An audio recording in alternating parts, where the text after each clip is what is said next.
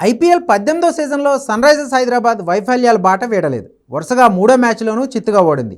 Kolkata night రైడర్స్తో జరిగిన మ్యాచ్లో 80 పరుగుల తేడాతో పరాజయం పాలైంది.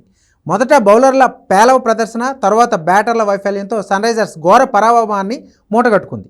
అయితే ఈ మ్యాచ్లో శ్రీలంక స్పిన్నర్ కమిందు మెండిస్ ఆకట్టుకున్నాడు. సన్రైజర్స్ ఓడినా అతని బౌలింగ్ ప్రత్యేకంగా నిలిచింది. కమిందు మెండిస్కు తొలిసారి ఐపీఎల్లో ఆడే అవకాశం దక్కింది. ఈ ఆటగాడిని ఐపీఎల్ మెగా వేలంలో సన్రైజర్స్ హైదరాబాద్ 75 లక్షలు కొనుగోలు చేసింది. తొలి మ్యాచ్లోనే కమిందు మెండిస్ ఇప్పటివరకు ఐపీఎల్లో చూడని అద్భుతాన్ని చేశాడు. ఈ మ్యాచ్లో కమిందు మెండిస్ 2 చేతులతో బౌలింగ్ చేస్తూ కనిపించాడు. కోల్కతా నైట్ రైడర్స్ బ్యాటింగ్ చేస్తున్న సమయంలో వెంకటేష్ అయ్యర్, రఘువంశీ ఇద్దరు క్రీజులో ఉన్నారు.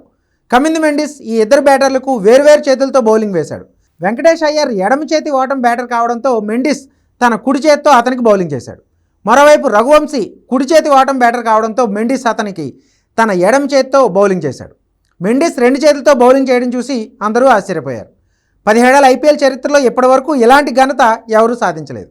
జోరు మీదున్న ఈ ఇద్దరు బ్యాటర్లను తన బౌలింగ్తో మెండిస్ కన్ఫ్యూజ్ చేశాడు. ఈ కన్ఫ్యూజన్లోనే మెండిస్ బౌలింగ్లో రఘువంశీ అవుట్ అయ్యాడు. మెండిస్ బౌలింగ్కి సంబంధించిన వీడియోలు సోషల్ మీడియాలో వైరల్ అవుతున్నాయి. ఈ మ్యాచ్లో మెండిస్ 1 ఓవర్ వేసి 4 పరుగులే ఇచ్చి వికెట్ తీసిన కెప్టెన్ కమ్మిన్స్ అతనికి మళ్ళీ బౌలింగ్ ఇవ్వకపోవడం కూడా ఆశ్చర్యపరిచింది. ఇదిలా ఉంటే ఐపీఎల్ ఆడడం కోసం కమిందు మెండిస్ తన హనీమూన్ ట్రిప్ కూడా వాయిదా వేసుకున్నాడు. ఇటీవలే తన ప్రియురాలు నిష్నీని పెళ్లి చేసుకున్నాడు. ఈ జంట పెళ్లికి పలువురు శ్రీలంక క్రికెటర్లు కూడా హాజరయ్యారు.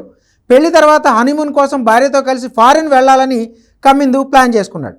కానీ ఐపీఎల్ షెడ్యూల్ ఖరారు కావడంతో హనీమూన్ను వాయిదా వేసుకుని మరీ ఐపీఎల్ ఆడుతున్నాడు. ఈ సీజన్తోనే మెండిస్ ఐపీఎల్ లీగ్లోకి ఎంట్రీ ఇచ్చాడు. కమిందు మెండిస్ శ్రీలంక తరపున 19 వన్డేలు, 12 టెస్టులు ఆడాడు. 23 టీ20ల్లో ప్రాతినిధ్యం వహించాడు. ఇక ఈ మ్యాచ్లో ముందు బ్యాటింగ్ చేసిన కోల్కతా నైట్ రైడర్స్ 20 ఓవర్లో 6 వికెట్లకు 200 పరుగులు చేసింది. వెంకటేష్ అయ్యర్ 29 బంతుల్లో 60, రఘువంశీ 50 పరుగులు చేశారు. 200 పరుగుల టార్గెట్ను ఛేదించే క్రమంలో సన్రైజర్స్ హైదరాబాద్ 16.4 ఓవర్లో కేవలం 120 పరుగులకే ఆల్అవుట్ అయింది. కోల్కతా బౌలర్లో వైభవ్ అరోరా, వరుణ్ చక్రవర్తి 3 వికెట్లు పడగొట్టారు.